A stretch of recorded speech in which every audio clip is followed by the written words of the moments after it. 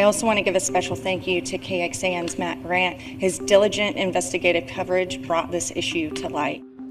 A local leader's promise kept after a deadly crash, and a Kxan investigation sparked major safety changes earlier this year.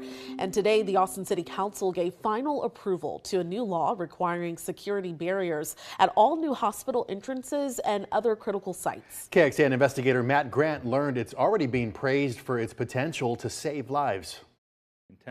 Tense moments after months of policymaking. I'm pushing to postpone this item. As some council members push to delay discussion until the end of January, citing the Planning Commission's concern that requiring crash-rated bollards at new hospitals, urgent care clinics, and standalone ERs doesn't go far enough. I think that it would be an absolute travesty for us not to vote today in favor of this item and to postpone it and kick it down the road further. Councilmember Mackenzie Kelly introduced the resolution in July. It came after our investigation into a deadly crash at St. David's North Austin Medical Center in February that killed the driver and injured 5, including the Bernard family, who shared their story exclusively with us. Their goal? That no one else would have to go through what we're going through. I want to thank the Bernard family for their courage to speak up and to talk about their experience. At the last council meeting before her term ends, Kelly urged the council to pass the measure and expand it later. Right now, today, we have the ability to affect a very serious change. That final plea helped pass the measure unanimously. I'm going to say it without objection. Item number 74 is adopted. So let's take a look at the new data that we just found. The change in law comes in response to our 10 months of reporting, collecting data from the Storefront Safety Council, a nonprofit that tracks vehicle crashes, along with TxDOT, police, and media reports. We built our own database, finding now more than 400 crashes at or into medical centers nationwide in the last decade. That number 400 does not surprise me. Attorney Sean Breen represents the Bernard family in their $1 million lawsuit against St. David's, accusing the hospital of gross negligence for not having bollards. After the crash and following our questions, it installed a dozen. Now new facilities and existing ones wishing to expand are required to take those safety steps. The Bernard family is absolutely enthused and very grateful that the City Council acted appropriately and quickly here. This is a great day for Austin. Are you convinced that this will save lives? Absolutely, this will save lives. Kelly calls this new law her legacy. The investigation by Kxan and the team there really ensured that this was brought to resolution in an expedient manner. The research was impeccable and data-driven, and my hope is that other communities can use this as a framework to get it passed in their jurisdictions. This all comes following yet even more crashes involving medical centers. In recent days and weeks, we've seen them in Fort Worth, Maryland, and Rhode Island. Austin now becomes at least the 6th city or county nationwide to require security barriers, 4 of them now sparked by deadly incidents.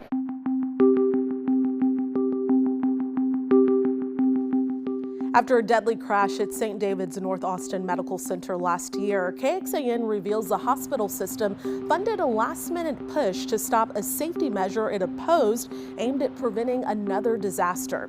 It involves a behind-the-scenes lobbying effort, not unusual if you're an insider at Austin City Hall, but for people who might not know how money, access, and influence can impact decisions there, Kxan investigator Matt Grant lays out evidence rarely seen by the public.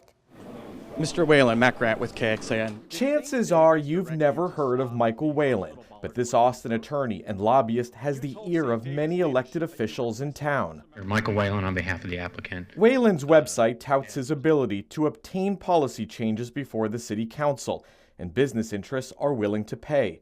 Public disclosure forms show he makes up to $10,000 every quarter from a Rolodex of big-name clients each, like South by Southwest, Circuit of the Americas, Shell, Expedia, and St. David's Healthcare. The same hospital system where a drunk driver crashed into its North Austin ER last year, killing herself and injuring 5. There were no safety barriers at the entrance at the time. That incident and our research sparked a city ordinance requiring security bollards at new medical facilities. The public hearing is open. But when the proposal came up for a final vote in December, Whalen didn't offer public comment like everyone else. Instead, he raised concerns privately and directly to council members Zoe Kadri and Paige Ellis as they sat on the dais. In the 12 minutes before the vote, public records show Whalen texted Ellis, broadening the policy to include libraries and childcare would be crazy, calling Austin a fortified city. Good grief, feels like we need to breathe on this one. He texted Kadri the ordinance wasn't narrow enough, a problem, and even called Kadri's policy advisor directly before this motion. I'm pushing to postpone this item. After speaking to Whalen, Kadri's advisor relayed a flurry of talking points to the council member, like what the measure means for renovations and rebuilds, a line Kadri repeated. I think for me and some folks I've talked to, I think it's about, we don't know what it necessarily means for renovations and rebuilds. While this behind-the-scenes lobbying is legal, do you feel like it's ethical? No, we don't. Adrian Shelley is director of the consumer watchdog group Public Citizen in Austin. He says generally it's a concern if special interest groups are getting special access to policymakers during a vote away from the public eye. It's a blow to transparency, right? And it frustrates the ability of the public to participate meaningfully in the process. After Kadri's attempt to postpone the Bollard vote failed, Whalen texted him and his advisor, "Thanks for trying," calling it terrible policy. An email we obtained from a source shows he then reported back to the CEO of St. David's and other hospital officials, telling them, despite an attempt by Councilmember Kadri to postpone, at my request, the Bollard ordinance passed. We want to get your side. After 2 months of our requests for interviews with Whalen went nowhere, we met up with him recently at City Hall. Did St. David's direct you to stop the hospital Bollard ordinance vote? You told St. David's leadership that you requested Councilmember Kadri postpone the vote. What did you mean by that? At the time of the vote, publicly, St. David said it was neutral. But after we told them what we found, a spokesperson now admits it opposed the Bollard ordinance, calling it rushed, incomplete, and selectively targeting healthcare facilities based on the deadly crash at its ER.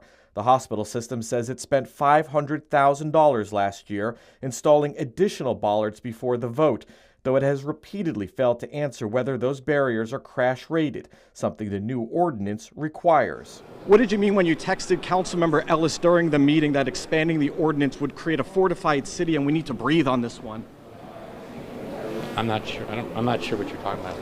We have the text messages right here. Ellis didn't respond to Whalen's text and voted for the measure, telling us it's not uncommon to hear from lobbyists, but council members have to make the decisions that best serve the public. With this one being so narrowly tailored, I think there's no reason why we can't move forward today.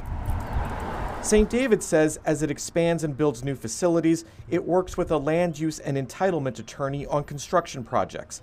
After our meeting, Whalen sent us a nearly identical statement, confirming he's represented the hospital system in all construction matters since 2010. How much influence did he have on your decision to try to block the vote on the ordinance? Absolutely none. Councilmember Kadri defended his motion to postpone a vote, insisting St. David's surrogate had no sway.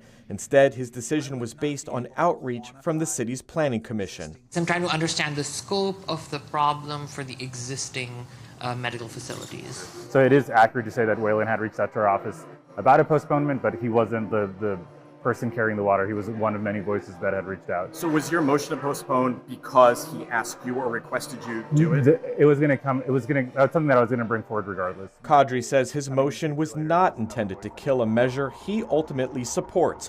Rather, it was to keep working on it. Once we realized we couldn't get it delayed, I wanted the item to pass. I didn't want to be a hindrance or vote against something that's still very much needed, right? We saw what happened in North Austin. Another reason St. David said it opposed the Bollard requirement is because it passed without the necessary industry input. But public record shows St. David's was actually part of a stakeholder group that included Baylor Scott & White, Ally Medical, Ascension, and Texas Children's Hospital. The group met last September to give input on the ordinance 3 months before it went to a council vote. St. David's representative at that meeting was Michael Whalen. At City Hall, Matt Grant, Kxan investigates. Matt, thank you. Records show in December, Wayland communicated with almost every council member or staff about various topics. Online now, we have a link where you can track Austin's lobbyists. Just look for it in this story in the investigative section of KXAN.com.